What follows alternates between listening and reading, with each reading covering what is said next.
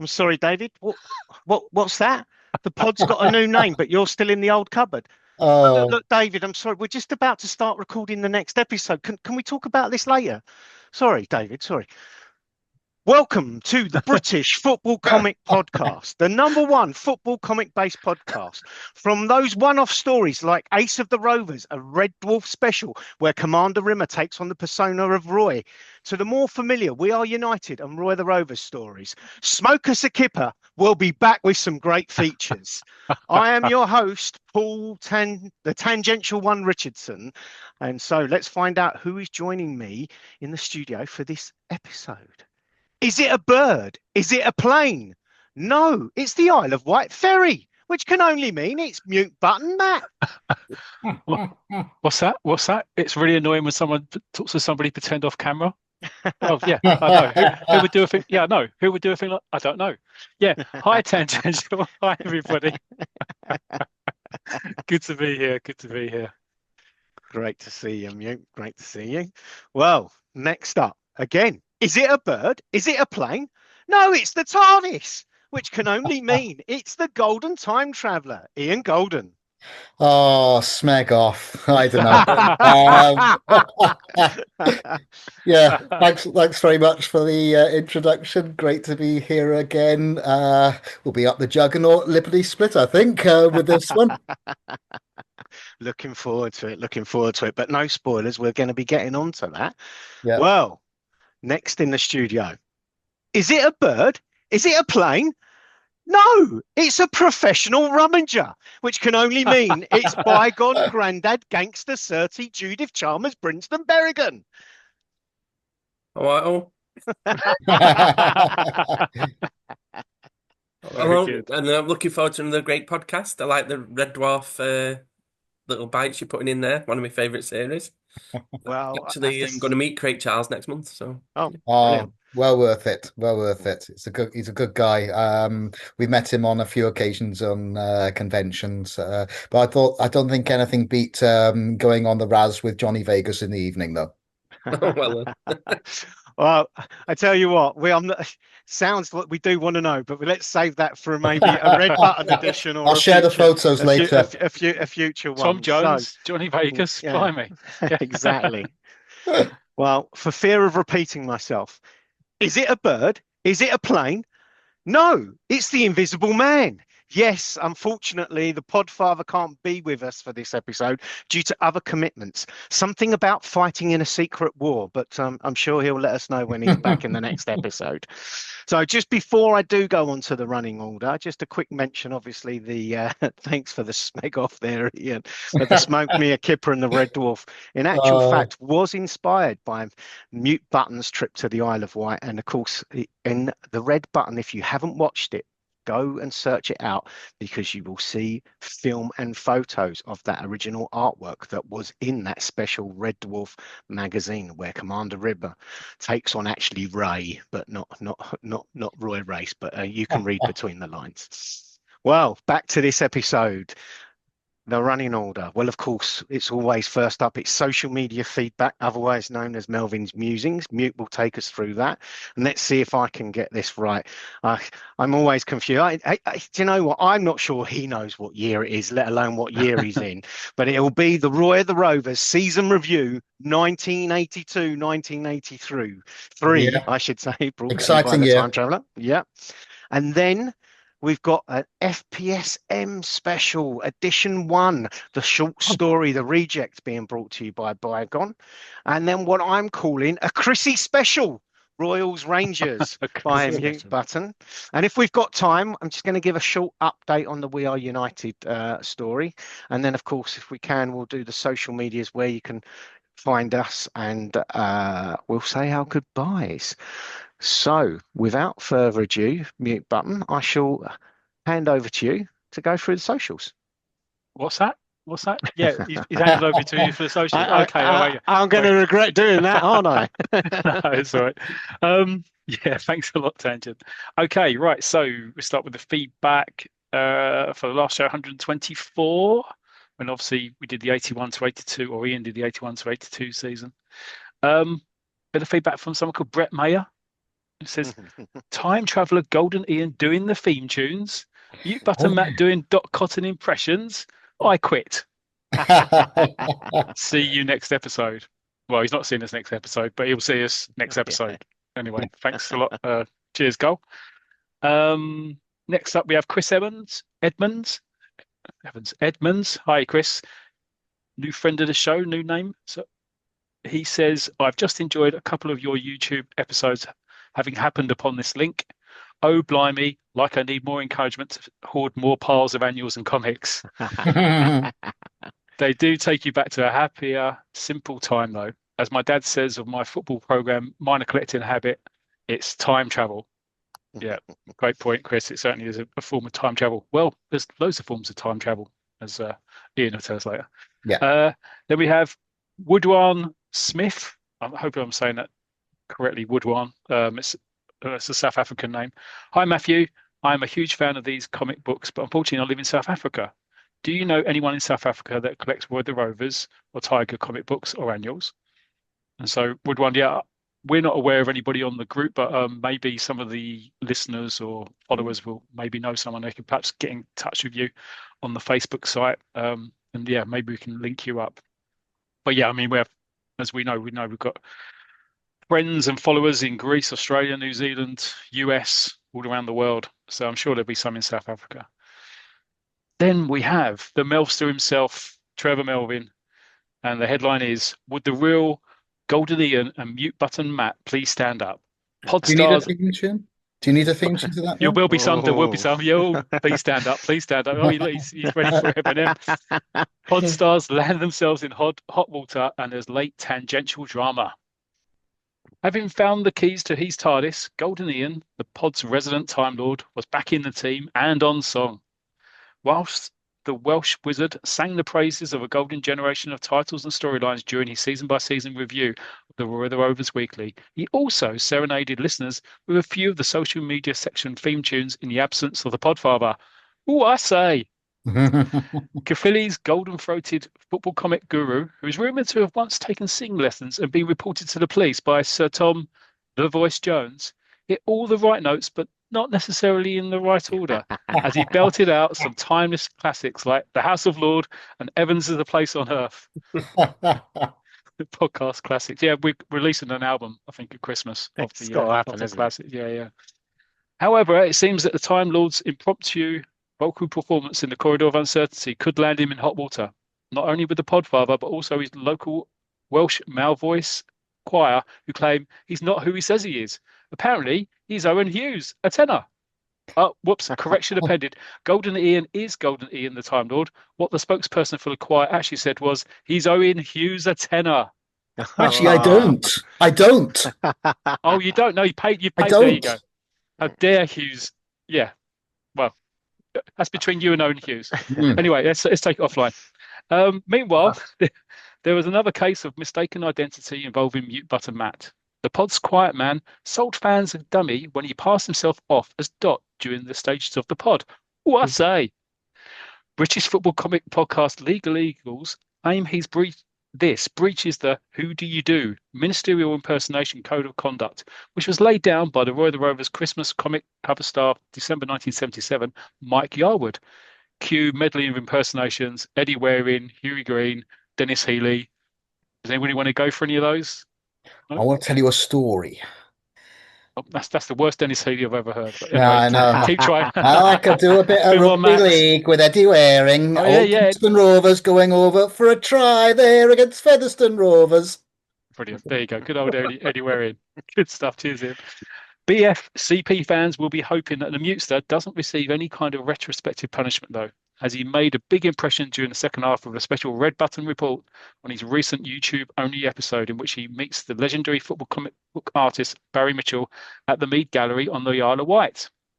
It was real Roy of the Rovers stuff, as Mute Button Matt not only entered into talks with Barry over a future face-to-face interview with the whole team, he successfully secured 2 pieces of Mitchell's original Roy artwork that he later revealed during Collector's Corner.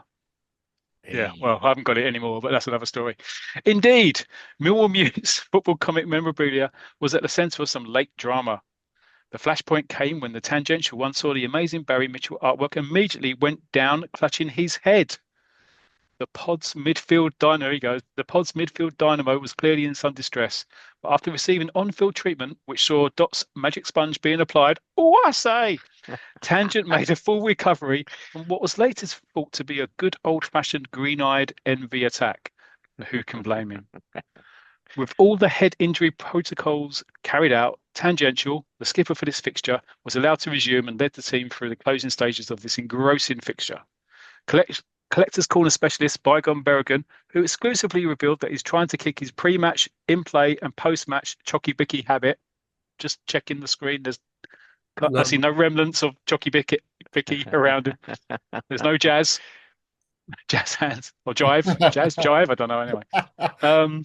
Shows your hands. Okay. Provided a fascinating insight into how he scouted his most recent football comic acquisitions, much to the consternation of the boss, aka Mrs. Bygone Berrigan.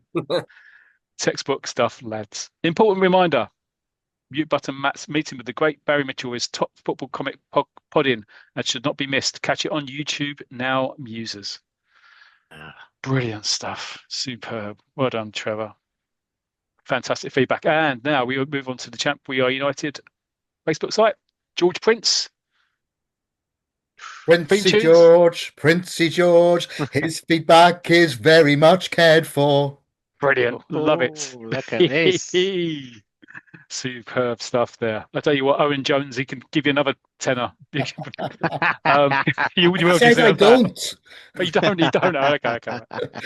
George says, hi, George. He says, great episode. Always brightens my day. Hearing Ian Golden do his read-through makes me want to dig out my issues and read some. Great stuff. Yeah. There you go. Thanks, George. And then moving on to YouTube, we have Ozzy Lee. Hi, Lee. You guys really enjoyed this episode as always. Great features, banter and kits, covering so many of the different Melchester strips over the years. Yeah, none of us are wearing them tonight. Yeah. Totally unplanned. Speaking of which, Ian's section on the 81-82 season was brilliant. Brought back so many memories of my first year reading Roy of The Rovers. Although I had also completely forgotten about the cricket tours 2 teams took down under during it. I can definitely concur with Golden that we do get winters in Australia and we don't play cricket in Adelaide mid-year, but the Aussie content probably hooked me even back then. Was there ever a more iconic or shocking season in Melchester history? A shooting, Alf Ramsey, promotion, record-breaking victories, it had everything. Looking forward now to Barry Mitchell interviews at some point in the future. Matt's mini episode on visiting Barry's exhibition has really whet the appetite for more to come. In the meantime, hope the celebration for the Facebook group anniversary goes ahead and you may even post some content from it. If so, for those of us overseas and elsewhere who can't make it, we definitely plan to do that, Lee. I said, perhaps one day you'll tour down under with the pod. What about that? All expenses paid, I'll definitely be there. Where is he based? Where is Lee based? I think he's not far from Melbourne. I think. Okay. Yeah. I could have seen him at Christmas. There we go. But there you go. Yeah. Exactly. Yeah. He's near Melbourne. Definitely. Yeah. So we did that. Couple of years time. That would be a road trip to remember, wouldn't it? Let's do it. Okay. Yeah. Okay. We'll definitely do that. We probably won't. Right. Okay. And Carnforth Bookshop and Melbourne. You can only just get to Cambridge. 1 year Morecambe. Next year Melbourne. And finally, Nikos, our great friend Nikos, says another great entry. Thank you, Nikos. Brilliant stuff.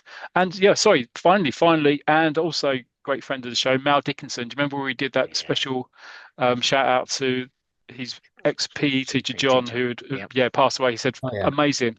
Thank you, fellas. God bless you, John. So thanks a lot.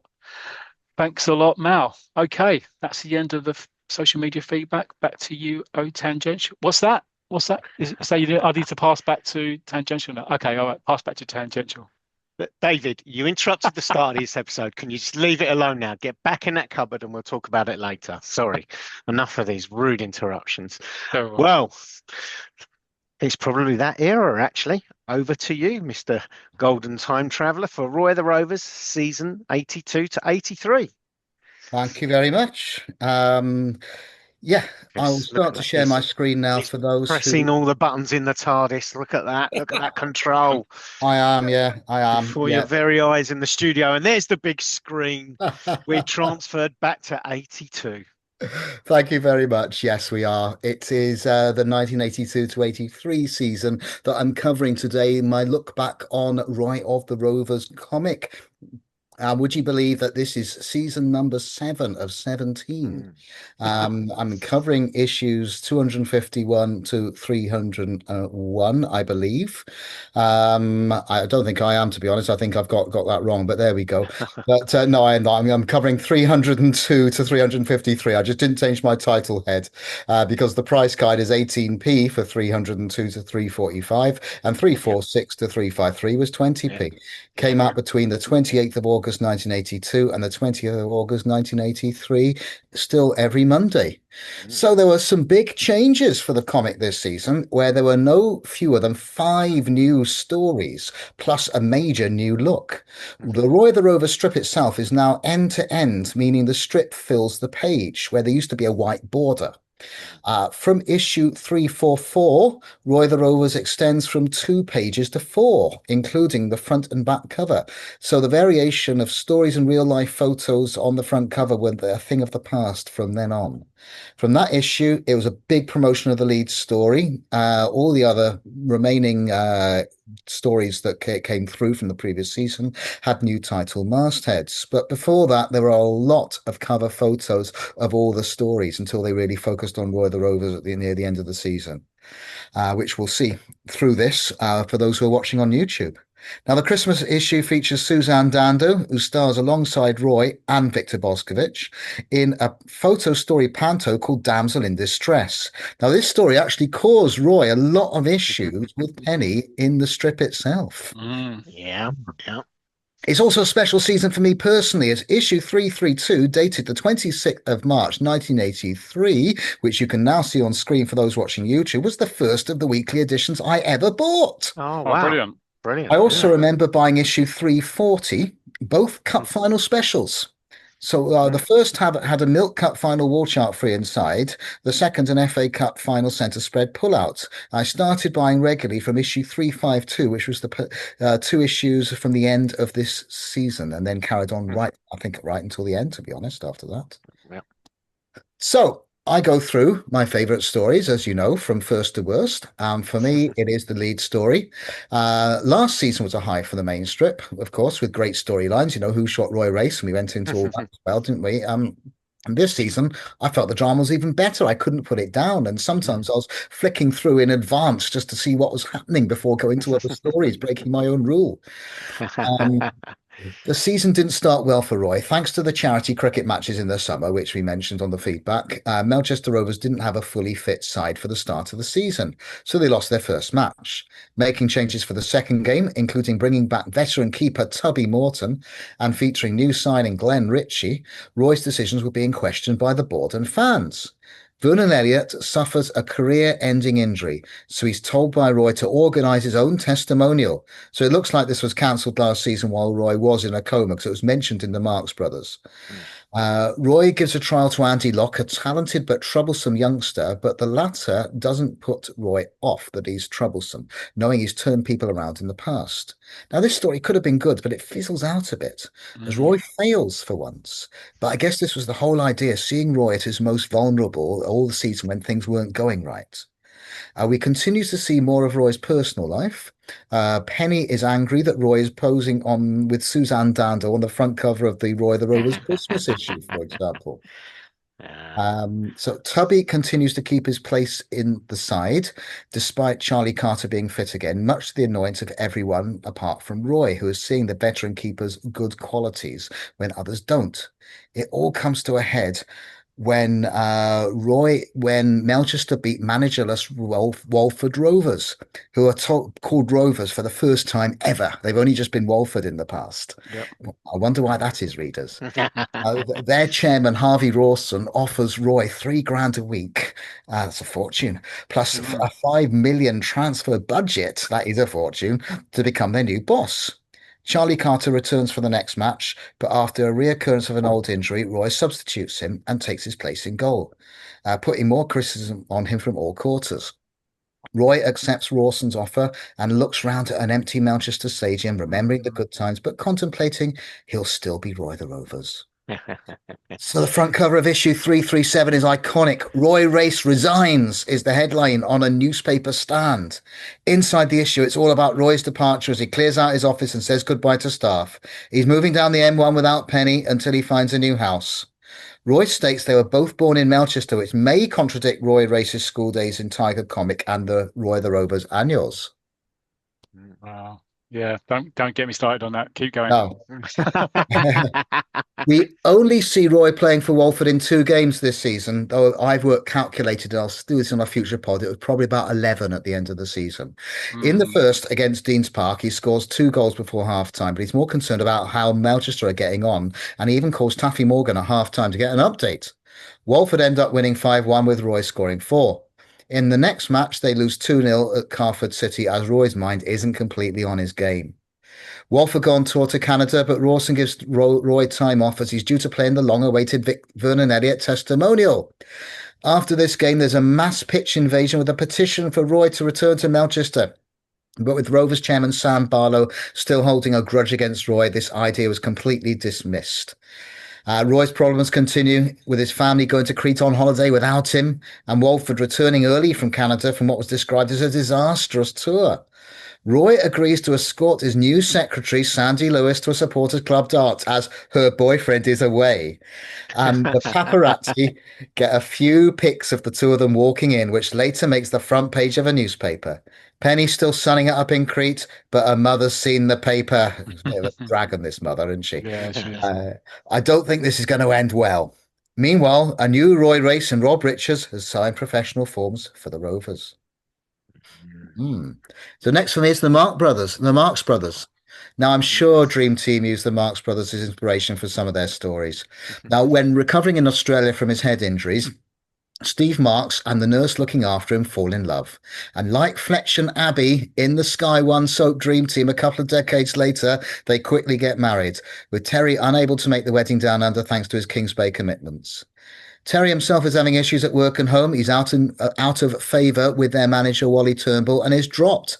And without him, Kings Bay crash out the UEFA Cup after Joe McCaffrey is sent off in a fiery clash against Mediterranean side Larissa, maybe. In this tie, the recycled story of foreigners giving British sides poor treatment like dodgy pitches, bad hotels, and poor transport is used. It must be true then, Ian. It must be true then. If Must it's all be. the time. Must be true. I think it was quite common knowledge, though, in the 70s, or quite a lot of these antics did go on. Really? In truth. Yeah.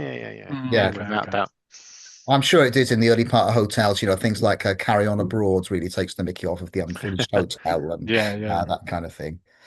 So Terry is actually hunted out by Melchester Rovers and nearly signs. Now, what a merger that would have been if they're stopping the Marx Brothers. That's how they could have done it. Transfer one of them over. It would have been brilliant. But anyway, Wally Turnbull races back from the airport and he convinces Terry to stay. Now, Terry's been having arguments with his parents and it's starting to affect his play. So Wally believes it's time for Terry to spread his wings. Kings Bay reached the semi-finals of the FA Cup, but Terry isn't playing for the club by then. He's sent on loan to Castleburn City, who by pure coincidence are set to host the semi-final match of the FA Cup between Kings Bay and old rivals Portdean, which Kings Bay win, taking revenge on the league championship title match the previous year. The next game obviously sees Castleburn travelling to Kings Bay, and as Terry's made captain, it means the brothers are shaking hands in the middle of the field for the first time. Castleburn win 5-0 with Terry scoring the 5th goal, but some of this is down to a nasty injury to Kings Bay defender Jeff Sullivan. And that means, you've guessed it, Terry's recalled for the FA Cup final. On the proviso, he's sold to Castleburn at the end of the season. However, we don't know if this happens or not, because the cup final story, it lasts 3 weeks worth of issues. It's a brilliant 3 weeks. Yeah. Kings Bay beat Western Villa 4-3. Steve scores the winning goal and lifts the trophy with Terry at the end of the match. Sadly, that's it. The Marx Brothers, I think, was one of the best stories in Roy the Rovers comic so far. The only negative for me is it needed extra space for the storylines that the writers created. And I know we have sent a message to Barry about this, about Barry Mitch, to Barry Tomlinson, sorry, about this. And he said, well, there's just not time for any artist to draw more than 2 pages in a week, basically. So that's the way it had to be.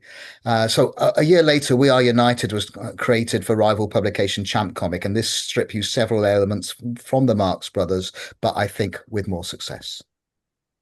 Interesting. Yeah, it was a great story. Go on, tangent. Well, I'm just a little bit disappointed in our Golden Time Traveller there that he didn't mention the amazing guest at the FA Cup final. I think I'm going to go into that now. Is it from another story or not? No, in the Marx Brothers. Oh, no, remind me then. Who is it? Well, they got to shake the Queen's hand. Oh, okay, on the Wembley turf. Oh, yeah. Wow. Terry was very nervous. Very nervous. Yes, of course. Yeah. I thought that was a Roy of the Rovers guest, not just a general royal family guest. Sorry. But we'll go into a bit more of the cup final now because I'm onto the hard man. Now, Danefield don't start the season well, mainly due to injuries, and Victor Boscovich's dream of a quadruple was quashed in their first Milk Cup match as they're knocked out 6-0 by lower league side Winterton. They then go out of the European Champions Cup 3-2 on aggregate to German side Dortmund, and Victor is so embarrassed by the defeat, it looks like he genuinely resigns. Now, the directors try unsuccessfully to recruit Roy Race, not as their manager, but as centre forward, which riles regular striker Peter Parker, who asked for a transfer. He's then off form for the next match. While still trying to find Victor, Johnny Dexter's put in temporary charge using the same style as Victor after he feels the caretaker isn't tough enough. The squad want Victor back, but he's disappeared, and Danefield are close to appointing a permanent new boss. Now, a private investigator is Johnny hires to find Victor as a bit rubbish. So they get some help from former manager Harry Telfer. Great to see him back after a few years. Well remembered, writers. And he reports that Victor's in hospital after a skiing accident, which is why he hasn't contacted them. Now, Johnny, along with Kevin Taylor, visit, and they found out Victor doesn't really want to resign, as usual. So it's a rush to get him back to save his job. Victor arrives in the nick of time to prevent a new manager from signing. I just think there's some.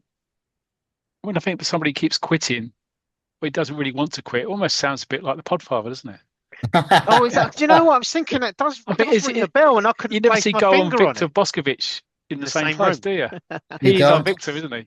Well, we don't know what Goal looks like, do we? So that's the thing. Yeah, well, I think it's Victor. Yeah. Well, despite Victor's return, Danefield go out the FA Cup, and they can't even qualify for the UEFA Cup now. So the dream of a trophy is over. But I do remember that they won their last game when they had finally had a full-strength side. So, a standalone story in the FA Cup final issue was a classic. And of course, this was the second Roy of the Rovers comic that I bought, and it was a great one. It got me hooked as an 11-year-old reading it in 1983. Now, the players are lamenting a season without a trophy. Victor comes in with a bunch of FA Cup final tickets. They're off to watch the match between Kings Bay and Western Villa. It's not mentioned in the strip, but it would be lovely if they did. Johnny and Victor do some pre-match TV interviews at Wembley, but when they look to take their seats, they realise the tickets say they're sitting in the front row of the Royal Box. Yeah. Victor's asked where he got the tickets from, and he said, "Oh, I bought it from a charming man I met in the street." And they're all thrown out the stadium. So I'm guessing all the directors' tickets were using the allocation from the FA given to all clubs. I know that the FA gives all clubs FA Cup final tickets because I used one of Cardiff City's in 1992 for Liverpool against Sunderland. Sitting on the Wembley Stadium steps and listening to the crowd, Victor knows they'll be playing there next year. So a summer tour to Australia sees Danefield sharing a trophy in an international tournament, but Peter Parker's departure and Victor's inability to find a suitable replacement means that Johnny will be starting the next season as centre forward. Don't they have reserves in these things, by the way? There must be promotion from reserves. Maybe they're never good enough. That's the problem. No, that always happens, doesn't it? Yeah. You have to have a rarity that's good enough. And, certainly not Mark Butler. Okay, Mighty Mouse is next. Mouse is dropped by Tottenham Rovers, but after scoring 10 goals in a reserve match, realistic there, he was brought back into the first team and helping them win. He was given an old banger of a car by the directors after initially thinking he was getting the chairman's jag. He loses his clothes as well, and he turns up to a game in rags, so the directors treat him to new clothes. After finding a new player for the hospital team, Terry Parks, not Marks, Mad Annie gives Parks extra work, so he's unable to play for the side, knowing that if the hospital team lose, Mouse could be transferred. Only Mouse and Parks are any good, so I say Parks, there's Marks. Is it Marks? Whatever. So Mouse helps Marks with his duties and oversleeps and misses the first half of the latest game. To make things easier, he moves in with Parks to his caravan.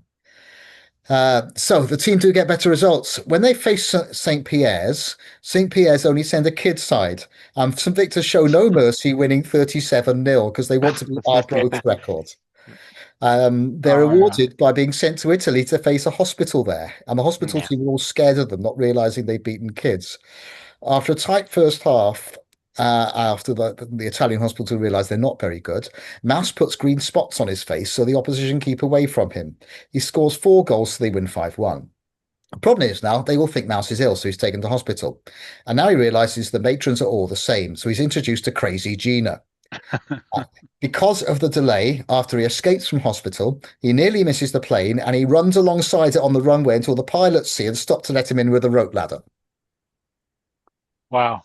So much to unpack. Oh, sorry, I've gone on Keep going. Yeah, I've gone on too far. Here we go. I've still gone on too far. Let me see how we get back. There we go. Sorry about those for people who are listening in. There's just a problem with my screens there. Okay, so when Victors return, they're challenged to a game by St. Stephen's with a prize of a television for a children's ward for the winner. But it's rugger, not soccer, that they have to challenge in, which suits some of the players fine because it's easy to kick drop goals because they normally shoot over the bar anyway. Plus, the thug defenders in the side who have always wanted to push players out the way are in their element. Mouse kicks the winning penalty, so he's transferred to St. Stephen's for 6 weeks to give the side coaching. However, this side never normally trains, so Mouse has his work cut out, threatening to report them to Dr. Fracture if they don't train. When Mouse next plays for Tottenham, he forgets which game he's playing and accidentally catches the ball and scores a try. So the players tie Mouse's hands behind his back for the second half, but the police on duty think he's a criminal and drag him off the pitch to arrest him. When Mouse gets back on the field, he trips over the ropes, knocks himself unconscious and starts to play bowls thinking he's Sir Francis Drake. Mouse gets his bonus for helping St. Stephen's rugger team to win the Pepper Cup, returns to St. Victor's to find out he's been replaced by a new captain, a tough character called Basher Briggs. Oh, and his caravan is destroyed by a bulldozer, so we've got to find a new place to live. But not much happened that season, really. Not much at all, no. No. It's a great season. So next, for me, I loved this one, The Apprentices.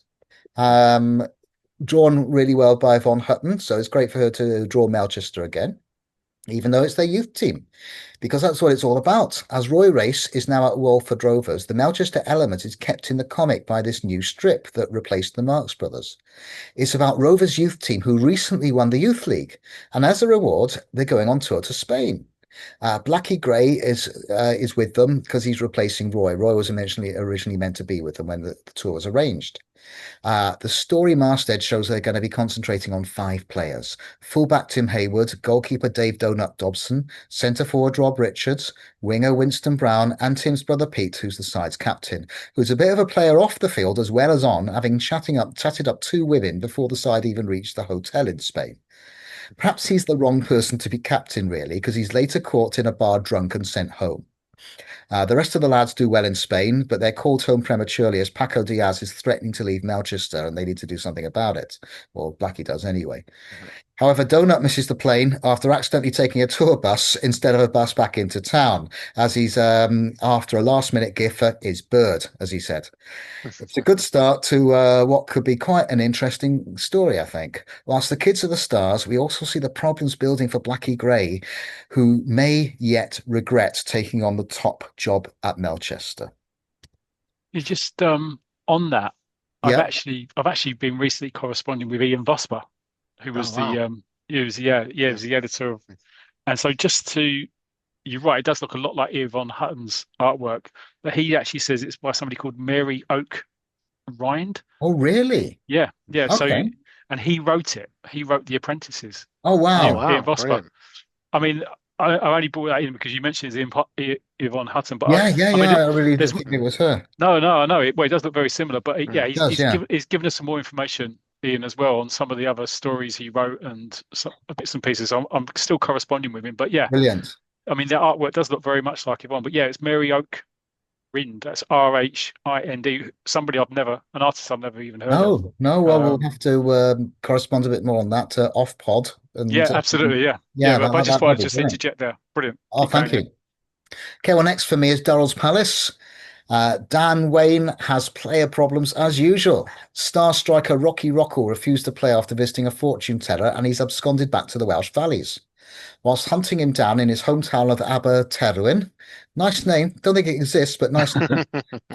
Dan is like Aberflyarth, isn't it? The famous Welsh rugby place that was drawn by Gren in the South Wales Echo back in the 80s. All right. Dan discovers and signs Taffy Lloyd, a good defender but a troublemaker. So things get worse during a cup tie when one of their new floodlights collapses and falls onto one of the terraces with the roof catching fire. Now, this is a Von Hutton drawing, this isn't it? Yeah. Now, the strip 100%. portrays all the fans escaping onto the pitch safely before impact, and her artwork there was brilliant. To help raise the money to rebuild the ground, Dan organises a marathon run to start and end to the ground, which I'm guessing is now safe to accommodate these thousands of people who want to turn up. A match between two local amateur sides take place before the start and end of the race. It's just to show that there are leagues that are lower than the Western League where Palace play. Ernie Potts wins the marathon, and during the amateur match, Dan spots and signs Johnny Barlow.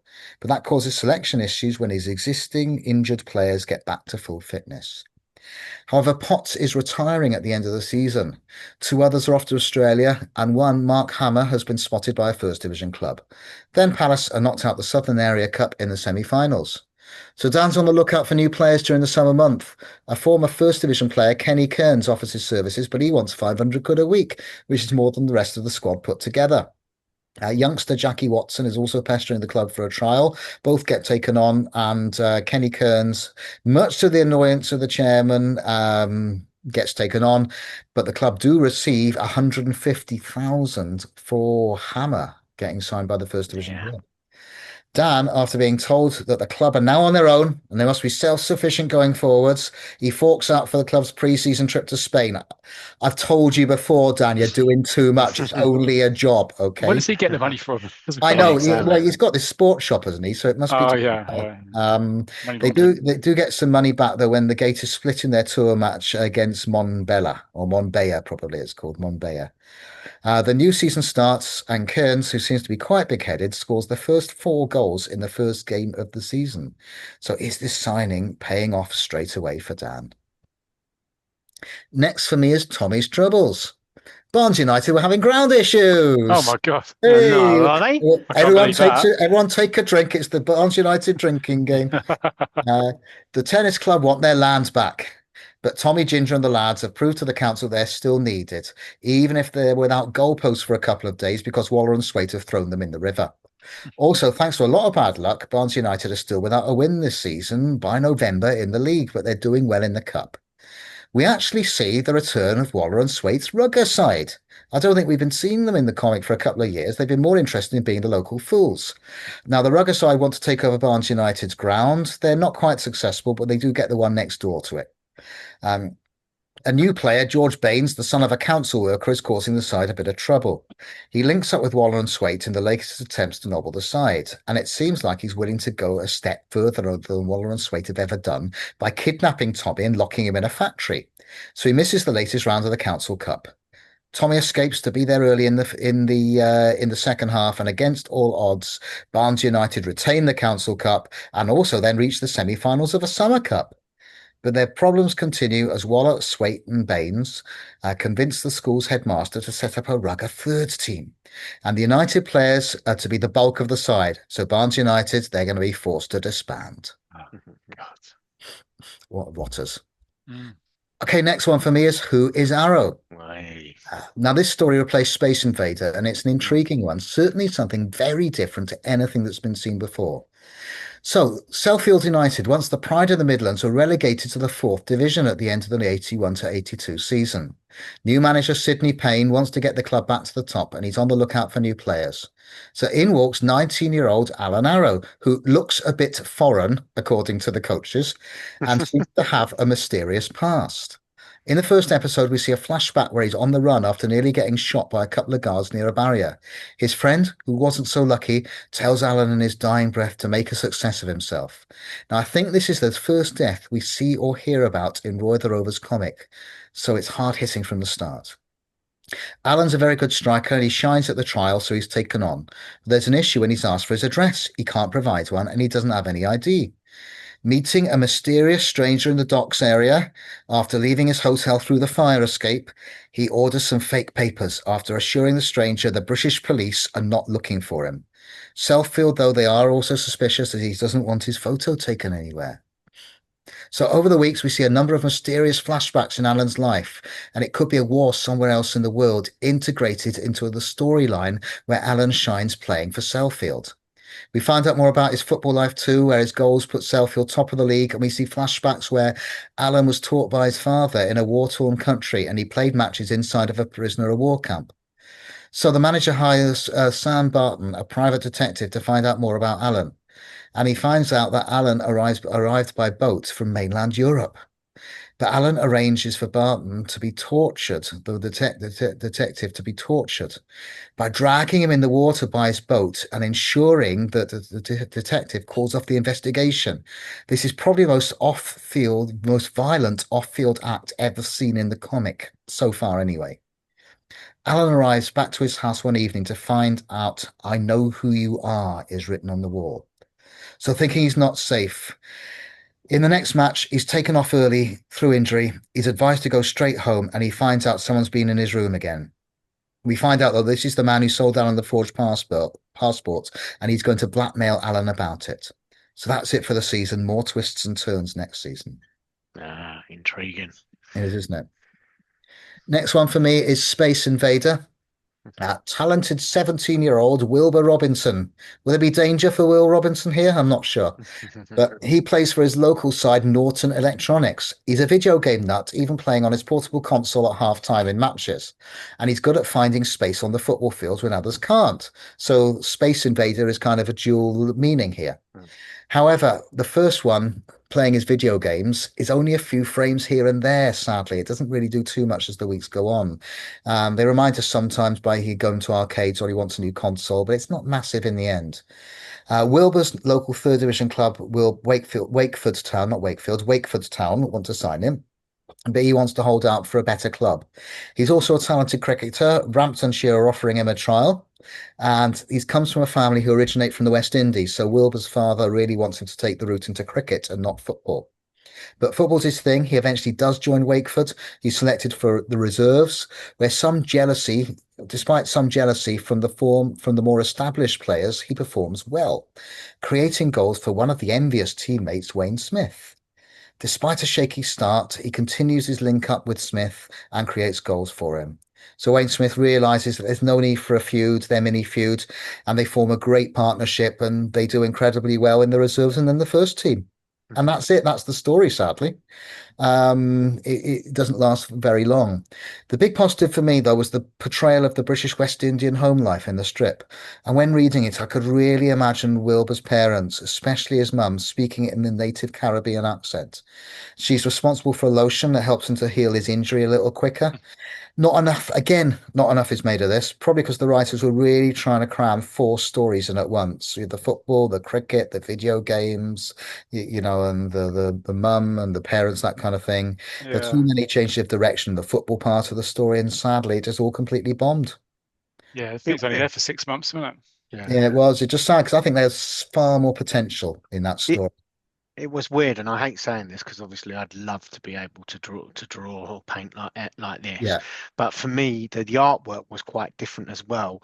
And I think with the story, although I think the story was good, it was all a bit sort of maybe too much for the audience at the time. That's right. But I do remember it's very interesting because my cousin used to get Tiger, and he actually liked the artwork in this story because he said it was almost from he was actually going. He was a bit older than me, and he was going to football, and he said it's much more of a crowd's view of the Okay. football scenes, whereas I Oh, didn't okay. like it You're right. You're right. It because, and is. I think that's why I didn't like it. But yeah, it was interesting No, I love kind of that. view. You can see it for anyone watching on YouTube, and it's still up right now. The second panel especially looks like someone watching from high up behind the goal, Yeah. and yeah, I think that's good. No, I agree with you there.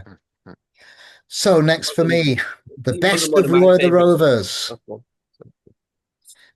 Sorry, No, go on, Bygone. Bygone. Yeah, what was it? You muted, Bygone. I'm sorry. No, it's okay. Carry on. You're okay. Okay. This was the first reprint to be published in Roy of the Rovers comic. I'm not sure if that story could be classed as the best of. Maybe it's just one picked at random. But again, chance to feature some Melchester action while Roy is at Walford Rovers in the present day. The first episode of this came from Tiger and Hurricane comic issue 545, dated the 15th of May 1965, and of course it went on from there. The story is about Melchester Rovers' summer tour to the USA in 1965, where they travel to by ship, which takes 3 days.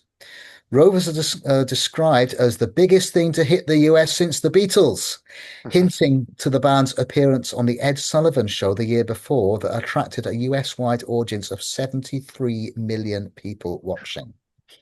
Wow. There are plans to nobble the Rovers in these games because of a betting scandal run by local bookie Cyrus Bragg. The team are taken on a night out before their first match against Brooklyn Dynamos. They think they're being taken out by the Brooklyn side, but they're not. They're taken out by a bunch of actors. And the night out's meant to make them feel exhausted, but they don't care because they think the other side's exhausted as well.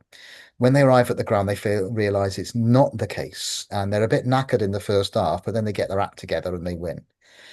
Melchester overcome all the odds and they keep winning.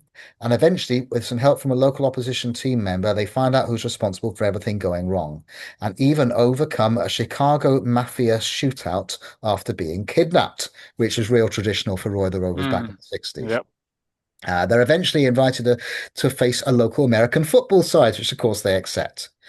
This is from the 1960s, as I say, so it's written for a different audience. The story is as cliche as I've described it, but it's harmless fun. The audience in the 80s do expect better, though, and thankfully, the current storylines were just that, a lot better. Do you know what? It is amazing because at the time when I was getting the comic, Yeah, that was like, I think we've mentioned this, a lot of us actually, there was always, for some reason, 2 stories that I didn't really read or yeah. just didn't. And that was one that I never read. And it is only as I've got older that I've got more interested in looking back at that. But at the time, yeah, I didn't even read that story. Oh, fair enough. No, I think Roy and Blackie looked like macho men at the time, didn't they? That was why they I were was the together. same. Yeah. I didn't read the best of Roy of the Rovers, The Apprentices, and I think Space Invader was just going to say before it wasn't my favourite. But Yeah. look back, that could be something that could have been one of the stories that was like wrote a written story with a few interspersed pictures. Yeah. They could have fit Yeah. more in a written story for that maybe than like you said. Oh, fair enough. Fair enough. Space. So next for me is the Wheelchair Wonder, which you can see if you're watching on YouTube. The cover from Sorry. the first. I'm going to echo this, Matt. Danny Kidd is one of the most talented teenage footballers in the country. He made his first team debut for First Division side Hampton City just a few weeks after his 15th birthday. But one day, his little brother runs in front of a car. Danny rushes to save him and he's hit, with the doctor saying he'll struggle to ever walk again, let alone play football. What I just want to say there is it's a shame he never died. Oh, Well, you know what? Sorry, apologies, maybe I should delete listeners that. and Oh, that's YouTube okay. viewers. Their Right. pod has taken a I little bit think of a dark we turn need there. a take 2 on that, but I'm right, sorry. I'll give a gap just in case you want to I read just it. apologise I'll edit on that behalf out. of any of Danny Kidd's family who might be listening to this. We do, because I'm going to go on and say that there's so many things people can do, but not what happened in this comic strip. Danny befriends local hospital porter Jimmy Scott, who persuaded Danny to get back into the game by playing wheelchair football. This is how it should have gone, okay? Yeah. Wheelchair football they portrayed here was not unlike wheelchair rugby league, which I'm a big fan of. I work in, and I even watched a game today, which my son played and was player of the match. Anyway, Jimmy's convinced by Danny he could play regular stand-up football again. Now just go into wheelchair, have a really good story about this, invent something new. No, Yeah. But anyway, no, Danny finds it difficult to walk, but he can still play the game at a first division standard, whatever. Anyway, however, this injury has now given Danny a special power. He can put a wild spin on the ball. Jimmy asks his old friend Danny to make special boots to help him. Not old friend Danny, I got the word wrong here. Another old friend. They do wonders for Danny, and he's signed up for local 4th Division club Overbridge, despite Danny's strict surgeon wanting him to stop playing. No surprises there, really. Danny's selected for Overbridge, but he accidentally leaves his boots in the hospital. Basically, they're even nicking stories here from Billy's boots. Jimmy rushes back to get them, and after fears they've been thrown out by a nurse. Yes, they're nicking stories from Billy's boots. He sprints back to the ground. Danny doesn't have a great first half, but when he wears his boots, he plays well. They're nicking stories from Billy's boots. And the crowd chants his name only for his layabout his strange dad to hear it, and he finds out where his family's now living. Now, this was good. The emergence of Danny's father breathed a bit of life into the storyline. After a fallout with his father, some thugs are arranged to assault him. Jimmy, in addition for being a hospital porter, is now Danny's best mate, personal trainer, and life advisor. So he arrives in the nick of time to save him. Weirdo. Yeah, Sorry. absolutely. No, I agree. It is for anybody that's listening or might be watching on YouTube. I mean, we try to remain unbiased, but as you might have gathered, this is one of Mute Button's favourite all-time. I should just mute myself. He's such a fan of this one. I know. Oh, so Jimmy has the bright idea, because Jimmy advises everyone, see, that Overbridge should still select Danny, but Danny should use his left foot to fool the opposition. Yeah, this works, but Danny does get the winner with his lethal right foot as the ball corkscrews past the keeper but causes Danny to collapse. That's because he's a disabled guy playing 4th Division football. Overbridge's goalkeeper was injured in that cup match, so for the next game, Danny discovers 14-year-old Beanpole Bailey playing in the park. So naturally, he convinced the clubs to sign him as a replacement, and he's put straight in the first team as an untried 14-year-old playing park football, as you do. I'm not saying that this story was written after they come back from the pub. No, in fact, I am saying this story was written after they come back from the pub. Well, whilst they're in the pub, sorry. Yeah. So I've written down in my notes, little has been good in the story in this first season. Yeah, so that's an understatement, isn't it? I seriously hope it gets better in 1983 to 84, and I hope we see Danny's father again, because not much more has been made of that. Not much has been made of that. Vast improvement is needed in this story, though. And that's it. I wonder how he went on with his PIP assessment. With his what? Sorry, hip assessment. PIP. Yeah. Oh, right. Yes.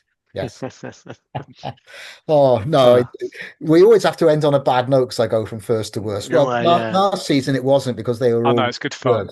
But the wheelchair wonder. What gets on my nerves is that they got rid of Marx Brothers for 4 or 5 stories that never took off. Yeah. Well, you know what? With my new friend Ian Vosper, who I've been emailing, because he wrote the Marx Brothers. Oh, okay. Oh, wow. Yeah, which we never knew, but obviously we know. So I have asked him the question. I said, that all of us and people on social media say the Marx Brothers is one of their favourite stories of all time in Roy of the Rovers. So why was it finished? It was so popular. He just said that stories just sometimes come to a natural end, and that was it. It wasn't. That was it. I think it was getting as popular as Roy. Yeah, I've asked him. Barry Tomlinson did say it was bottom of the ratings at one point, which is quite surprising. It is surprising. Now. I do find it quite interesting, and I do apologise, Mute. You're going to have to help me out on this. But Barry does obviously appear, and he's more than welcome to in other pods. And he did a pod, I can't remember the name of it, where he named his comic book 11. And he was actually quizzed in that pod about the Marx Brothers, and he really didn't recollect it. He didn't remember. He doesn't actually have any real memories of it. So I think it's one of those. It's really weird, and I've always wondered about this. But then there's two sides to sort of every coin and every story as such. Like me, I read throughout. I never wrote in. I never voted for a story. I genuinely think. And I could be wrong. The vast majority of readers didn't, and so if it was done on votes, though, and in all fairness, that's all that the editors could go on. But I think it was actually a small percentage of people that would have done that. But I do wonder, and I would never, because so thanks to Barry, we had these wonderful comics. But I do Yeah. sometimes just feel, like you say, it was just at the times. I wonder if it was just an editorial thing, or like Ian said, maybe they were spoken about the Marx Brothers, and there isn't a story. But the thing with the Marx Brothers, there was a background story at the time with, I'm going to say Duke Dancer, not Duke Dancer, but the Duke, who was signed from Australia in the King, and that storyline we never really got to find No, out no, we didn't. about that. So there was a storyline that was It could have left. been a follow-up, right? Yeah. Okay. So, but But then we'll never know. Ian then, because he wrote The Apprentices, which took over from the Marx Brothers. Maybe it was Yeah. because they knew that Roy was going to move to Walford. They wanted to keep the Melchester story going in the comic. So maybe that was the idea, because you have Blackie in there with Rob Richards, and maybe that's what they're focusing on more so than the fact that the Marx Brothers was a really good story. Don't know. Again, don't know. I also want to say that I wonder if Ian Vosper actually did any writing for Dream Team in the future, because they used so many elements. I'll ask him. Again, we talked about Marx Brothers. Again, that storyline, the Marx Brothers storyline was rehashed in Dream Team of someone falling in love with their nurse that treated them and then marrying them quickly. And The Apprentices, certainly a lot was rehashed in the first year or two of Dream Team, which focused a lot on the youth team, on the apprentices of Harchester United. So very, very similar elements to some of Ian Vosper's stories there. Well, somebody could have read Roy of The Rovers. Yeah, well, I actually don't doubt that. I don't doubt that. Yeah. Well, do you know something? Testimony to your features, and unfortunately, because we've got an action-packed episode, we could probably continue this discussion for quite some time. But as the host, I do need to step in because it's time for our next feature. And Bygone, well, apparently, really, are you a reject? One of the kindest names I've had said to me. Let's see if I can do this. Share. Hooray. Sorry, for those listeners, obviously, but for the YouTube viewers, Bygone's just loading up the story on the big screen in the studio. But of course, we'll endeavour to do his best for all you pod listeners to describe it, as well as for you YouTube listeners watching in. Yeah, so hopefully by the magic of witchcraft, you can actually. So yeah, for the first time in quite a while, I think it's a very few. I can't remember when the last time I covered a football picture story monthly was. I think I covered a special last time. So I'm gonna go all the way back to June 1986 to issue number 1 of the brand new football picture story monthly, and it's a story called The Reject, and it's the last 18 pages of the book. When they used to split, like one story be a full book, and then the next story be split into 2. So the very first issue was called Stark Mission in Mexico. Which I read today when I was just doing a little bit of homework. They actually did push for the release of Football Picture Story Monthly. I think we've covered it before, in time for Mexico '86. Okay. Stark was featured in that story there, I read that as well. That's a really good story. I'm sure you've all read them as well. But the last story in the booklet is called The Reject. And it's, as I say, it's only 18 pages, but it's a good little story, and I'll just quickly go through it now for you guys.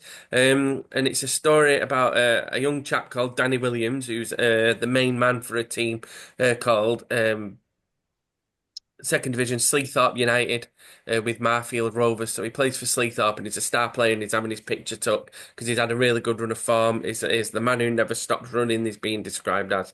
And all the media are there to see him.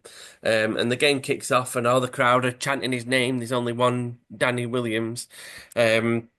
And the commentators just saying, thanks to his dazzling display, Sleethorpe have got the sights set on promotion, and they're already 8 points ahead of the rivals.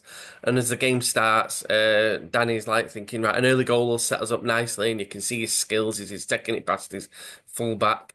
He crosses the ball, and straight away they score a goal. And the other team try and respond. Marsfield come back, but Danny's there. He's on the line stopping another shot, and he's one of them players who just obviously loves football, loves playing football, and he's got a good engine on him, and he's getting everywhere on the pitch. Can I just say the artwork again is fantastic on this? It's Neville. I think. No, it's Tony Harding. I'm Is it sure it's Tony Tony Harding, Harding. isn't it? Yeah, I yeah, was going to say yeah. Neville Harding. I don't know why. Tony Sorry, Harding. Ian, I'm not having a go, but I often must get Yvonne Houghton wrong. I'm not saying anything anymore. I know. But again, the artwork, I think it's Oh, fantastic. I love it. Yeah. So much action going on, and it's, as we all know, it's only small panels as well, but there's so much detail going in there. And the next page is showing that Danny's making a cracking tackle on the edge of the side of the pitch there, stopping the winger. So he's a player who's got this great engine, and he's getting cheered off the pitch at full time. They've won 1-0, and everyone's slapping him on the back saying, "You've had a great game, Danny." And he's like, "Yeah, I've really enjoyed it." So while the players are having the post-match bath, they're all splashing water at each other, and the coach comes in and says, "Danny, the boss wants a word in the office." So he's like, "I wonder what he wants." So he goes up to the office, thinking he's going to get a telling off for something. And the boss says to him, "Danny, this is Bill Rankin, Liverpool's boss." And Liverpool's manager says, "I've been talking to Tom, Danny. How do you fancy coming to join us at Liverpool?" And he says, "This is a joke, isn't it?" And he says, "No, Danny, they'll pay 500,000 for you," which is a lot of money Yeah, um, Yeah. in decent money, yeah. yeah. I can't refuse that. The club needs the money. And he says, "You're going to be joining the greatest team in the country, son. Big wages, medals, no limits." So, obviously, Liverpool are there ready to sign him. But Danny's a little bit unsure and he's like, "What do you think, boss?" And he says, "Danny, I think it's a great chance for you." And he says, "You'll have to undergo a medical, just a formality, that we'll arrange that for tomorrow." So the transfer is agreed on the condition that he passes his medical. So they're checking his eyes and they're saying it's fine. And for some reason, he's looking in his ear as well. And they're saying they're fine. So then it just shows him standing up for an x-ray. And then as you turn the page over, there's devastation. The x-ray, for some reason, showed that he's got a hole in the heart. And Liverpool have now backed out of the transfer, and the future's at stake for Danny Williams. And I think for the first episode of a Football Picture Story Monthly Comic, this is quite a big story to I fix agree. why somebody's being rejected. Because we've obviously modern football, we've had obviously with some footballers where we've had incidents where people have, passed away on the pitch, or some Yes. we've had an arrest on the pitch, didn't we, during the Euros, and we're having patients with players with defibrillators, implantable Mm. defibs put in. But obviously, in them days, I don't think the checkups were as strict as what they are now. Not So, at all, no. no, I mean, I was looking through, and I remember Frank Worthington was somebody who failed a medical when he had a big transfer. And when That's I right. googled it today, he failed it due to high blood pressure. Um, and then Asa Hartford, who played for, I was I going to remember. mention him. Yeah, Yeah. Yeah. yeah, Yeah, yeah, yes, he had famous. he had a hole in the heart because he was due to go from West Brom to Leeds, but didn't. And Yeah. this, Yeah. obviously, we'll see it in this story, but it's a thing that maybe some young players maybe thought the career was over. But obviously, the two players who have mentioned have had really good careers. Mm. But anyway, as we'll see in this story, I don't know what spoiled the ending for you guys. So back at Sleaford, the manager's reassuring him and just saying, "As far as I'm concerned, you're still the player you always were. You'll be straight back in the first team." And Danny's like, "There's nothing wrong with me. I'm fit as a fiddle. I'm going to carry on playing." And then the next match, it shows Danny getting the ball, controls it on the chest, and he's starting to doubt himself. He said, "If there's anything wrong, that would have hurt me." Chesting the ball down, and he says, I wouldn't be able to take the ball like that if there was something wrong with my heart." But then he starts thinking, "But what if something did happen, like an heart attack?" And he takes his mind off the game, and the player knocks him over and tackles the ball from him, and he's on the floor. And then a couple of games later, he's still struggling. He can't chase back like he used to do. It's really affected him because he's worried about pushing himself due to his heart. And unfortunately, the crowd, after only 2 games and 2 bad performances, they're calling him a reject. They say, "Williams reject, Williams reject," and he's like, they just don't know what it's like. So anyway, he comes into the changing rooms, and the boss, who you thought might be a little bit sympathetic, but he's not. He's standing up and he's saying, "It's about time somebody spelled it out to you, Danny. You're not trying, you're not fighting, you're not even worth your place in the team." And he's like, "I am trying. I ran my heart out today. I mean, my legs off today." And he's starting to show that he's actually overthinking this problem with his heart. And he actually stands up to his manager, Danny, and says, "I don't have to take any of this garbage from you. If you want a thump, you're going to get it." And he says, "Okay, okay, cool it down, Danny. Listen, if you don't like the crowd calling you a reject, neither do I. Let your football do the talking. You show him Danny Williams is back at his best." Anyway, the next game, Danny has took the words to heart, and he's actually banging in there. He's like back to the old Danny Williams. He's putting a great tackle in. and he runs up the pitch and knocks the ball into the top corner. Get in there, Danny Williams. And everyone's saying, that's the Danny Williams that we used to know. And everyone's like, the hole in the heart business must have shaken him, but he's actually back to form now. So they're probably feeling a little bit guilty about booing him after them 2 bad performances. But then the third round of the cup approaches, and then there's another sensation. If Danny finds out that he's been dropped for the cup tie, and he's like, why have you dropped me? I'm in form, I'm scoring goals. I want to know why you've dropped me. So he's like, cool it, Danny, cool it.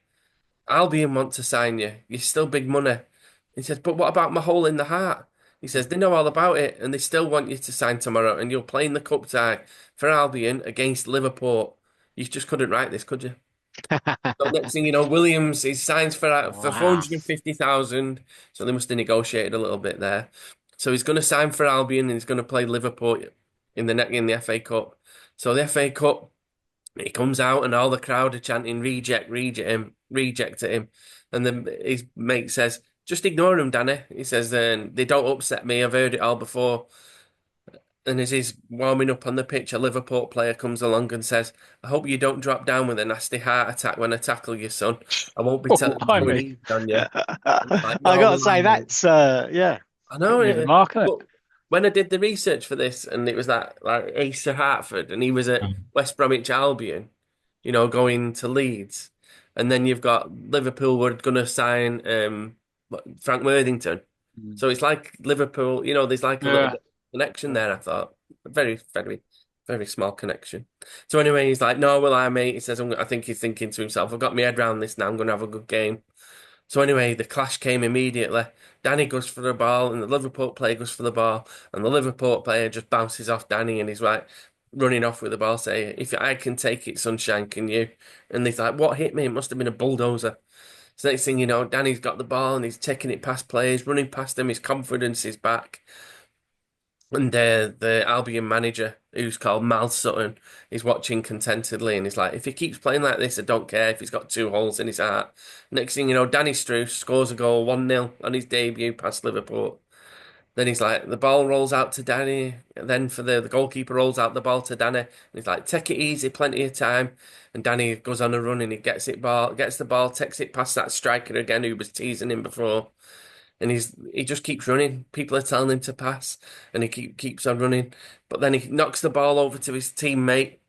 His teammate gets the ball. He shoots, but the goalie saves it. And guess who's running in? Danny Williams. He runs in, taps it in at the back, and knocks it in. And it's 2-0. So that's it. Liverpool are out of the cup, but Albion are through. And then Danny says to the boss, "Looks like your faith was worth. It looks like your faith in me was worth it. Forking out so much cash for a hole in the heart reject." And he goes, "You're a great player, Danny. Look, there's something I want to tell you." So then he goes into the manager's office and the manager says, "Read this." So Danny's reading a document and it says, blah, blah. And there is reason to believe that this man suffers from a medical condition known as a hole in the heart. So he says, "What? That's my medical report." And he says, "No, it's not your medical report, Danny. It's mine. The doctor said that about me when I was a young player. I was upset at first, like you, but continued playing in the first division. In fact, he had 20 years at the top after that report was made. And see these? I've got league championship medals, cup winners medal, 35 England caps, and I won it all, even with a hole in the heart. And so can you, Danny." And that's the end of the story. So I think it's a great a brave story. Very good. Very good. Yeah. Story monthly. But for 18 pages, it's brilliant.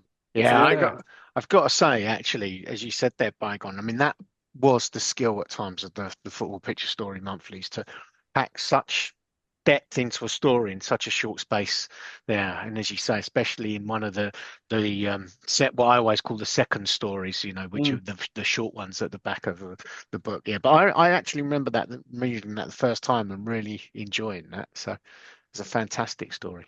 Yeah, I think there's a lot of really good hidden stories in the Football Picture Story monthlies. The second ones that would have been probably too stretched out for a full 64, but really good for like an 18-page. I think I'm going to come back and do a few more of them.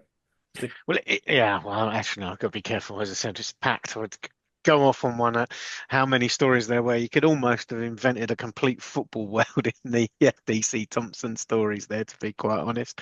Yeah, I think they do have a lot of teams, though, that the names did cross over, didn't they? They have, Yeah. obviously a few times. Liverpool's used in, and in the United we've discussed this, but Yeah. so be careful. So the stories changed from the champ Victor, and then in the Football Picture Story Monthly, like teams like Liverpool almost replaced Southpaw and things Yeah. like that. But that's again one for a future time. I think we're okay to go to our next feature. Okay. And I'm thinking, obviously, it's got to be the Chrissy special. Mute button. Tell us more. Tell us all about it. Ooh. Chrissy special, right? Okay, yes. So you can see that there, guys. Royals Yeah. Rangers. Yeah. So yes, indeed, tangent. Yeah, this was requested, wasn't it? At episode 121. Both of us spent 3 weeks trying to find it. Yeah, I got nowhere near it. You did brilliantly. Well, it's only because I asked Chrissy a few more questions. But yeah, so we're going to go through it. This is the story of Fred Atkins, and it's yeah. So Royals Rangers. I'll just give a bit of a backstory to Royals Rangers. So it actually features in Scorcher. It was in the very first Scorcher. It's actually the first story ever in Scorcher. And people know that obviously Scorcher was the first ever football-only Yeah. comic, launched on January the 10th, 1970. And it's the story of Caxford Rangers and their manager Ben Royal, hence Royals Rangers. And it ran from January 1972 to the 20th of February 1971. So not that long, actually, only just over a year. And yeah, I actually did see this because I saw this when I bought the 1970, or it bought for me the 1977 Scorcher Annual for Christmas. So I did remember seeing a story of Royals Rangers, but that's actually a reprint of the story that was in Scorcher. And it was actually illustrated, my researchers found out, by somebody called Leslie Branton, who also later illustrated Alf's Albion, which was in Scorcher and Score as well. So anyway, a bit of background there, but let's crack on with the story. As I say, it's in the 1972 Scorcher Annual. So here we go. We've got Royals Rangers. So Caxford Rangers, they're playing at home to Linton Albion in the first division game. It's 1-1, and it's just 3 minutes left. And you got Rod Roper. I'm not too sure if he's a relative of George and Mildred, but Rod Roper, Caxford centre forward, and he collects the ball near the touchline, and the crowd are going, "This is Rangers' last chance to get the winner, stay top of the league." And Rod then just hits it from the touchline, and he just gets it straight into the goal, and it's like, "Oh wow, what a goal! What a great opportunist goal!" So it's a great finish there by Rod. And then so now we flash to the manager's office, and you've got the manager there, Ben Royal, and he's talking. Can I interrupt you here? Sorry, Yeah, Matt. just go on. On my screen, we've got a spreadsheet from Excel or something like that. Oh no! Yeah. Oh, thanks for telling me. Maybe it's Sorry. So I'll share it again.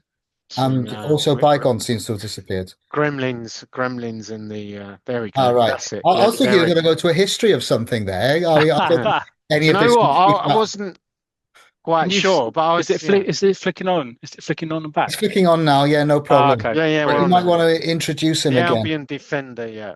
Thanks, Royals guys. centre, but instead, yeah. Yeah. So anyway, so you got Rod Roper there, George and Mildred's cousin. He's scored a goal from the byline, and then you've got a journalist in Ben Royal's office, and they're chatting, and the journalist is going, "That was a fine effort, Ben. Similar to the one I saw Rod score in the European Cup final some years back. I've seen it on television." And Ben goes, but there's an even better one. That's in the semi-final. Actually, two, in fact, scored by Fred Atkins. Nobody ever got goals to compare with Fred's. Trouble was, if I'd kept him in the side, there'd probably be no Rangers now. So then Ben goes on to tell the story of Fred Atkins. So here we go. The groundsman speaks to Ben, and he's talking there, and he said he's got a nephew of his, and he's a mad keen Rangers fan. He wants to be a footballer. He said, "Will he give him a trial?" So Ben's going, "Yeah. Well, if he's as good a footballer as you are, groundsman, he must be first class, Ted. Bring him along." Of course, next frame you see Fred, and he's useless, and you've got Ben. The ball's bouncing in between his legs, and Ben's thinking he's got a thought bubble there, and he's like, "He's terrible. Just about the clumsiest person I've ever seen. He's built like a tank and plays like one. He'll never make a footballer." But Ben's clearly a nice guy, and he said, "Oh well, he'll never play in any of the Rangers teams. but he could get a top job on the ground staff. So he gives him a job on the ground staff, and he actually lets him sign as an amateur. So amateur forms. So you've got Fred Atkins there. So anyway, the story continues. Rangers are in the European Cup, and they're working their way through. And you see another shot there. I think that's Rod Roper again scoring another goal, and it says a marvellous move that put Rangers 5-2 up in aggregate against the Hungarians. And so now they're in the semi-final against a team called Nigliari, and it says they're Italian champions from Sicily. And Ben's there, and he's talking to Fred, and he's going, "You're doing a good job, lad. As a little reward, I'm going to take you to Sicily when we play the second leg against Nigliari. You deserve it." He said, "Oh, gee, thanks, Mr. Royal. That'd be fabulous." So anyway, the first match against Nigliari, it's a bit of a disappointment, and the final whistle goes, and Caxford managed to win 1-0. So they're 1-0 up and go on to the second leg. So then a week later, you see they're at the airport, and they've landed in Sicily, and Fred Atkins is helping to unload the luggage, but he's so strong, he's actually lifted up this massive case. And the Italians are watching us and going, "Mamma mia, this Inglese has the strength of 10 men. He handles the trunk playing kit as though it were a Max box." So he's a strong lad, built like a tank, as strong as a tank as well. So they're getting on the coach on the way to the ground. And just as they round a bend, suddenly there's a great big tree that's blocking the road. And they're like, "Oh no, this means we'll be delayed. It'll take hours to get that removed." But oh no, not with Fred. So you've got Fred, he's lifting up the tree in the middle of the road. And they're going, "Oh, sorry, mate." "I see it, but I don't believe it. Fred's lifting that tree." Unbelievable. So It needs to be in the world's strongest man event, well, not football team. maybe. Well, no spoiler alert, but anyway, this is what happens. Suddenly, then some new faces appear, faces that were very unfriendly. They look like three pirates, like something. He goes, Biasil, Inglesi, all of you, or Caxford Rangers will never play another match. And Fred's still holding that tree. Yeah. It's just casually holding a tree. They go, and one of the players go, "Hey, this fella knows who we are." And sorry, can I just for listeners, right though? When we say tree, we are talking a massive oak tree under one arm. Yeah. That's the thing. Just supporting it with his other arm. It's not just like a little. His other hand's in his pocket. It's not a sapling. It's a proper oak. Yeah. This is something only Clark from a forest. Yeah, this is something only Clark Kent can normally do. Yeah, exactly. It really is that kind of size of tree. They're not concerned though, are they? The unfriendly faces. Like we've got 3 rifles, but he's got a tree. Yeah. Well, he needs to turn and whack him with one of the branches and fell 3 of them in one swoop. Wow. Well, we'll see how the story develops. Right. And so anyway, the Sicilian smiles without mirth. "See, signor, you see, we place the tree across the road. We have been waiting for you to stop you. Sicilian honor is at the stake. We see the Caxford Rangers are in no condition to win. We shall make sure it is Nigliari who reach the final of the European Cup. I do apologise for my really. I know it feels like anything I've ever done. It feels like an episode of Mind Your Language, doesn't it? I'll be honest with you. I thought it was Gangster 30's half brother had joined the pod. I thought you were going to apologise for the writers for actually writing this in the first place. I just apologise to everybody. Anyway, Fred swings into action. Look at that next panel. Look, he's got whoosh. He swipes at them with the tree, which he casually has still in his arms. He goes, "We'll see about that." They go, ow. And then it's like a scene from the 1960s Batman series. That's what I was thinking. I even had the music going through my head just then. Ow. I was going to say, that's the only thing it is actually missing is a big kapow on the... It's based on a true story, did you say? Yeah, it's true. Yeah, it happened in about 66, I think it was. But they're all, you got, for the people who can't see on the screen, you've got the Caxford team are just swinging. Great right-handers, and there's a left-hander there. It's the unwritten story of the Celtic Inter Milan European Cup final. Anyway, this is quite serious. I can't believe you're laughing. This is like they've just been attacked. I can't believe this. This is Oh, this is not the sort of thing I was expecting. Anyway, I'll carry on. I'm just reading Someone will on. be professional. Apologies. So anyway, Apologies. so the players are a bit wounded, even though the hoodlums got off a bit worse for wear. They've got, they're holding their shoulder. Oh, my shoulder, it was hit by a rifle butt. Oh, I've twisted my leg. I can't stand on it. So anyway, 5 of the Rangers have suffered injuries, and that's put them out of the reckoning for the match against Nigliari, like the second leg. And someone says, "What about the hoodlums, Mr. Royal?" He goes, "Leave them, Fred. We've taught them a lesson. Thanks to you. We've got enough to worry about with all these players that are crocked. So just leave them there in the dirt." Anyway, they're back on the coach. And so they've just got 11 fit players now for the game. "What will you do, Ben? Try to get a postponement. We've got no one to use as substitutes. We'll go ahead with the match. I'll name Fred Atkins as a substitute. He's eligible, but I won't use him. The same 11 men will play throughout." So, okay, we're on to the second leg. And yeah, soon the Rangers soon felt the absence of several of their first team players. Oh, and the coach is going, "Nigliari pressing forward all the time, Mr. Royal." He goes, "Yeah, we're missing our injured men, Fred. The whole rhythm of the side has been upset." But then suddenly, one of the Rangers break away, and Rod Roper, he's preparing to shoot, and it's been caught right on the knee. Look at that challenge. That was a disgusting Awful. challenge, actually. That started up right on the kneecap. By the centre half, the Nigliari centre half, and it's on the referee's blind side, so he didn't even see it. So anyway, he's had to come off, and so Fred's getting stripped off. Okay, and Ben's, "Okay, Fred, this is where you make your debut for Caxford Rangers." Ben's thinking, well, he won't be much use to the use, but at least Nigliari will have one of their players marking him. So anyway, Fred gets onto the pitch. He makes an immediate impact by colliding with one of his own teammates, and he steps on his. He bounces off him. He goes, "Oops, sorry." He's like, "Oh no." Fred's as nimble as an elephant. And the Rangers' right half has damaged his foot in the collision, and he's put him out of the game. So they're now down to 10 men. And they're kind of going, "Yeah, I know. One of them is hopeless and clumsy." Anyway, he's trying to make up for it.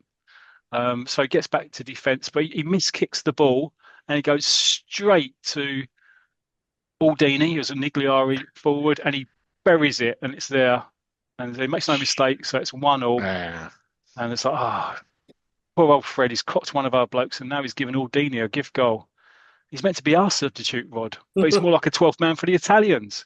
But now Nigliari becoming a bit overconfident. A slack marking allows Fred a golden chance to score from close in, but he's missed it. He's completely sliced his kick. My old granny could have scored from there. But still determined to atone for his error, Fred chases every ball. But he's coming to this soon brought more disaster. He collides into someone else. Oh no, sorry. Another player limps off the field. And now Caxford are down to 9 men. And now the whistle goes for half time. Ben's thinking, "Oh, I've got to do something about young Atkins, or he'll be the only player left on the field at the end." So anyway, it's half time. Ben's talking to the rest of the team. They're in the changing room. He says, "I'll tell Fred to stay in open spaces and not to chase the ball. Try to keep it away from him at all costs." And you've got Fred there. I think he can hear what they're saying. Yeah. He looks like he's crushed. He's like, "Oh my God." So anyway, the second half starts. Rangers, like you said, fought valiantly to hold Nigliari at bay, but 25 minutes into the second half, the Italians get another goal. So it's now 2-1 on aggregate between the two teams. So Fred, he's hardly touched the ball now. But then he picks up a bad clearance, and Fred's, he scored. He scored from 70 yards. He just hit it. And it's like, he's the worst player I've ever seen, but he's got the hardest shot I've ever known. He's scored from 70 yards out. Well, this is amazing. Now Nigliari, well, now they're really wary of Fred, because now making sure he never gets a clear sight on goal. So they play power forward, but Caxford keeper makes a good save. Anyway, the keeper gets the ball. He quickly rolls the ball out to Fred Atkins, who's standing unmarked near his own corner flag. And he's in open space. No one's near him. And the crowd goes, "Well, not even Fred could score from there." Well, look at that. Wow, what? He's shot from more than 100 yards straight into the back of the net. And it's like, fantastic. What a shot. Fred scored from a distance of more than 100 yards. Goal. Unbelievable. Wow. And then soon after that, Fred forgot Ben Royal's instructions to keep clear of the other players, and he clocks another Caxford player. So they're now down to 8 players. They've got 8 players. But then it doesn't matter because it's over. That's the final whistle. Rangers are through to the European Cup final. And Ben Royal is there, and he's like, phew, my nerves couldn't have stood another minute of that. And so we're back now to Ben's office after the game earlier, and he's talking to his journalist friend. He goes, that was the first and only time that Fred played for Caxford. I don't dare use him again for fear of the injuries he could cause my players. And Rod Roper and the rest of the lads were fit enough to play the final, and a hat-trick by Rod brought us the European Cup. Mind you, Fred got a winner's medal too. And the journalist is there saying, but how, Ben? You said he didn't play in that final. But then we moved to the final frame, and you got a picture there, Fred in a Great Britain leotard, and he's lifting up a great big weight. He's clearly a champion weightlifter, and he goes, he got one in the Olympics as a weightlifter. He switched to that sport and won a gold medal in the heavyweight division. He achieved his ambition to become a top sportsman after all. Brilliant. The end. Fantastic. Fantastic. There you go. That's the story of Fred Atkins. Thank you very much, Chrissy. Wow. Do you know, what I love about that is a one-off story and a goal that really even Cannonball Craig and his famous chewing gum, and of course the legendary hot shot Bygone. Hamish. I've never seen either of them score a goal like that. But what's most pleasing is actually that's a feature from one of our great listeners contacting us and saying, oh, have you ever heard of this story? And we've dug it out and we've brought it to life for you. So that's fantastic stuff there, Mute Bun. And a story, I don't know about the rest of you, but that's the first I've seen or heard of that one, really. Yeah, same here. Yeah, certainly that addition. The other element of a Hot Shot Hamish story that reminded me of is the substitute element, where sometimes Prince's Park would sign this new player, Jock McUseless or someone like that, and they'd never heard of him. Despite the fact he'd been in the dressing room with them, who's this guy coming onto the pitch? Oh, that's McUseless. He's come from the reserves. They have to cover right. Melchester used to do that though, didn't they? Yeah. Peters came on one.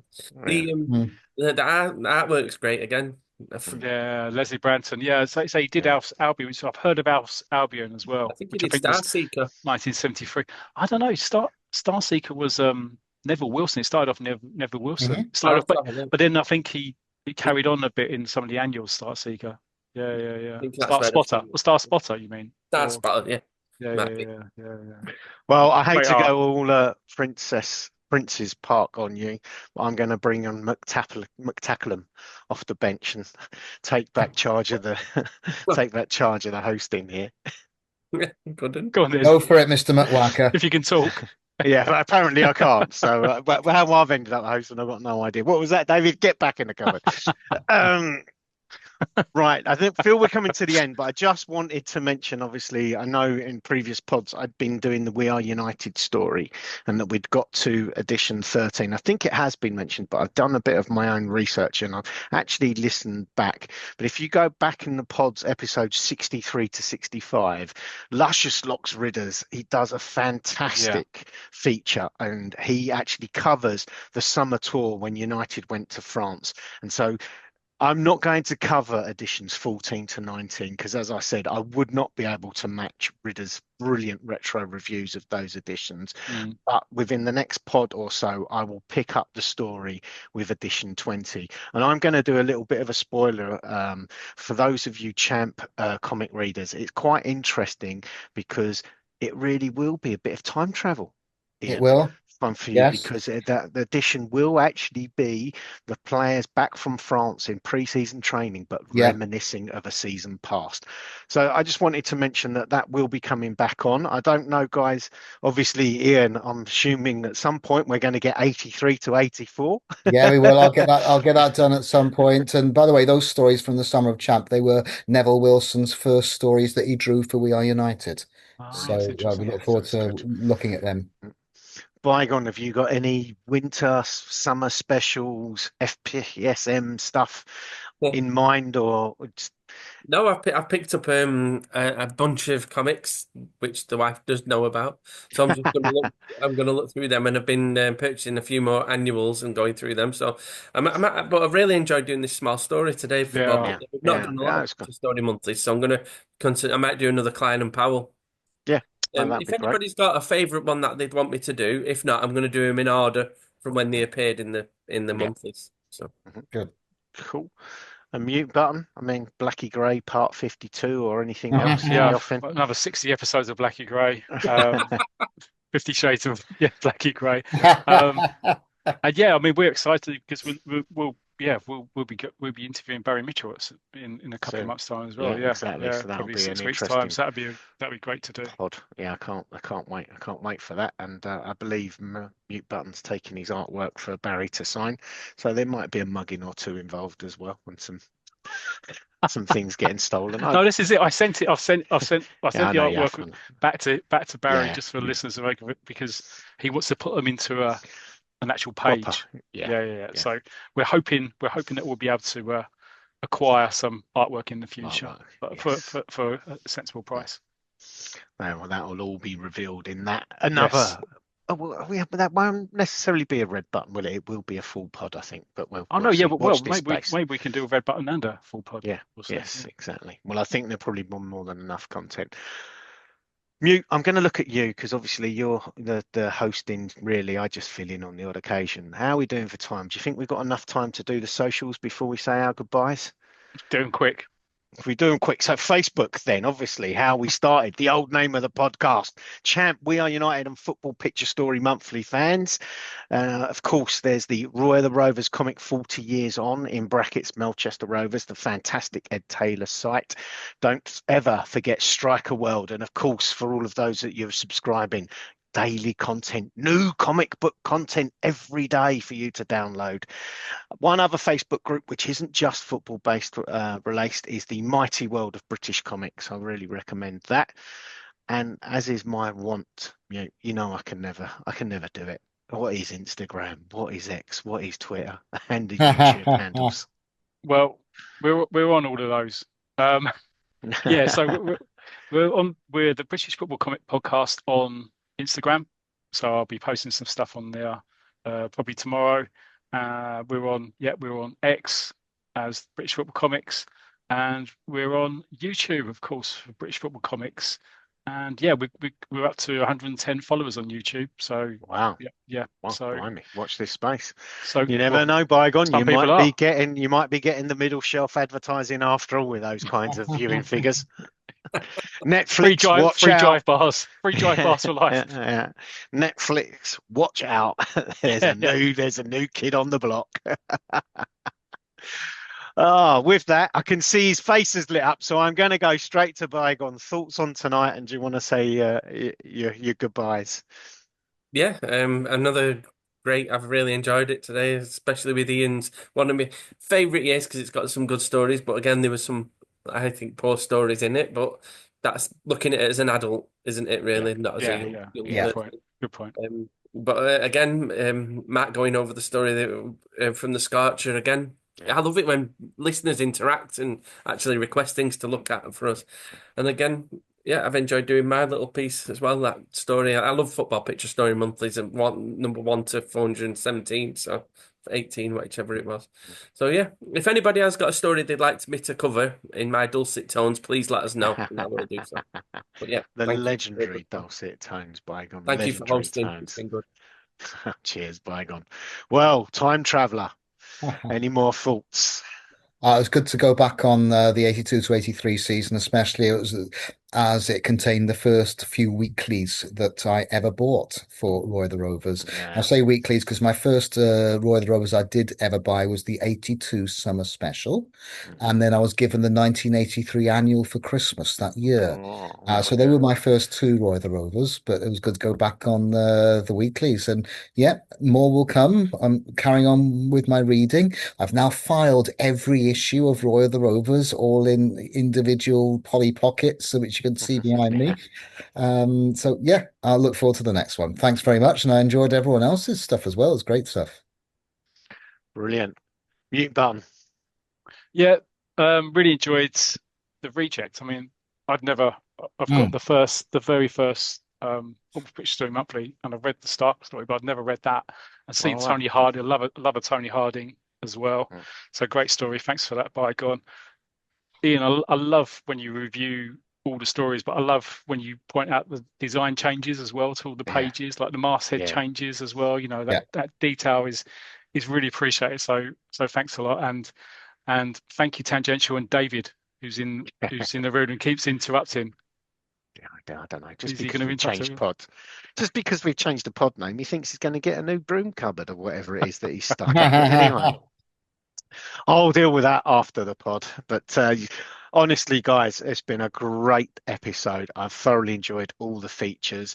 And yes, as I said in the introduction, that's it for this episode. But smoke us a kipper, and we'll be back with some great features in the next episode. Bye all. See ya.